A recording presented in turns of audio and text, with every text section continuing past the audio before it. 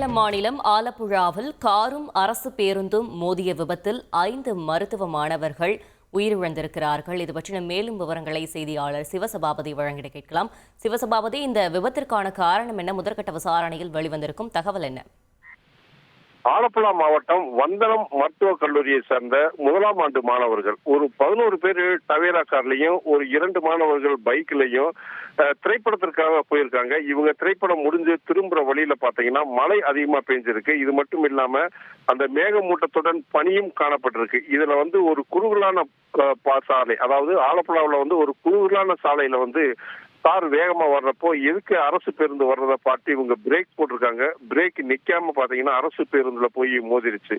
மோதினதுல சம்பவ இடத்திலேயே 3 மாணவர்கள், முதலாம் ஆண்டு மாணவர்கள் இறந்துட்டாங்க. 2 பேர் மருத்துவமனைக்கு எடுத்து செல்லும் போது இறந்துட்டாங்க. இது மட்டும் இல்லாம அந்த கார்ல பயணிச்ச 4 பேரும் படுகாயத்துடன் அரசு மருத்துவமனை, அதாவது வந்தனம் மருத்துவக் கல்லூரி மருத்துவமனையில அனுமதிக்கப்பட்டிருக்காங்க. இது பற்றி போலீசார், போக்குவரத்து போலீசார் விசாரணை செய்யும் போது ஒரு மங்கலான ஒரு வெளிச்சமும், அது மட்டும் இல்லாம மழை மற்றும் பனிப்பொழிவு காரணமாக இருந்ததுனாலதான் இந்த விபத்து நடந்திருக்கு அப்படின்னு சொல்லிட்டு முதல் கட்ட விசாரணையில தெரிய வந்திருக்கு. தகவல்களுக்கு நன்றி சிவசபாபதி. செய்திகளை உடனுக்குடன் தெரிந்து கொள்ள உடனே சப்ஸ்கிரைப் பண்ணுங்க.